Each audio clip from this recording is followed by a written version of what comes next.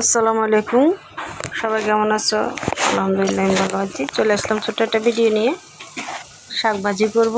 এটা হচ্ছে ডাঁটা শাক। ডাঁটা শাক আমি ধুয়ে কেটে নিয়েছি। এখন চুলায় বসিয়ে দিলাম সিদ্ধ হওয়ার জন্য।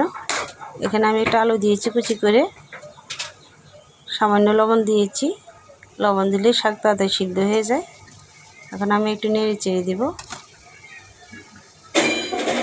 ভালো করে নেড়ে চেড়ে দিতে হবে।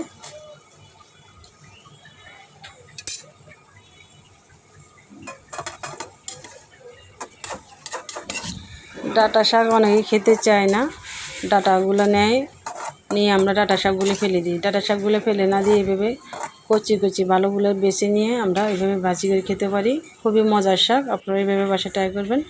চুলায় একটা প্যান বসিয়ে দিলাম, পরিমাণ মতো তেল দিয়ে দিব। তেল গরম হয়ে গেলে আমি এখানে পেঁয়াজ কুচি আর রসুন কুচিগুলো দিয়ে দিব। পেঁয়াজ কুচি আর রসুন কুচি দিয়ে দিয়েছি। শাক ভাজির মধ্যে একটু পেঁয়াজ কুচি আর রসুন কুচি বেশি পরিমাণে দেওয়া লাগে। তেলের পরিমাণটা একটু বেশি দিলে শাক ভাজিটা অনেক সুস্বাদু হয়। এখন আমি 2-3টা কাঁচামরিচ দিয়েছি ভালো করে। একটু নেড়ে চেড়ে লালচে ভাব হয়ে আসলে এখানে আমি শাক ভাজিগুলি দিয়ে দিব। খুবই ভালোভাবে একটু তেলের মধ্যে ভেজে নিতে হবে। যে শাকগুলো আমি সিদ্ধ করে রেখেছি সেগুলো দিয়ে দিব। এখন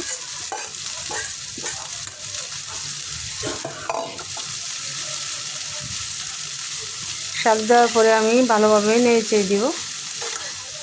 পেঁয়াজ এবং রসুনের সাথে মিশিয়ে দিতে হবে, তেলের সাথে ভালোভাবে মিশিয়ে দিতে হবে।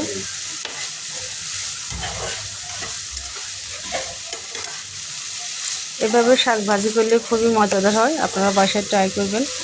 এসব শাক আমরা খেতে পারি। এই শাকগুলো ফেলে না দিয়ে আমরা একটু ভিন্ন আইটেম করে ভেজে নিতে পারি। ভেজে নিলে দুপুরে একটা সবজি হয়ে যায়। এভাবে ভাজি করলে বাচ্চারাও খেতে পারে।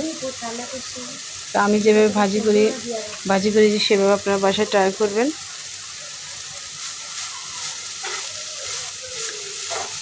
শাক ভাজি হয়ে এসেছে, আমি কিছুক্ষণ পরে নামিয়ে ফেলবো। অন্য শাকগুলো সিদ্ধ করা লাগে না, কিন্তু যেহেতু ডাঁটা শাকগুলো একটু সিদ্ধ করে নিলে ভালো হয়। ডাঁটার একটা গন্ধ থাকে, সে গন্ধটা চলে যায়। তো হয়ে গেছে, এখন আমি নামিয়ে পরিবেশন করব। দেখেন কত সুন্দর একটা কালার এসেছে, খুবই মজাদার। তো সবাই ভালো থাকবেন, লাইক শেয়ার করবেন। আল্লাহ হাফেজ।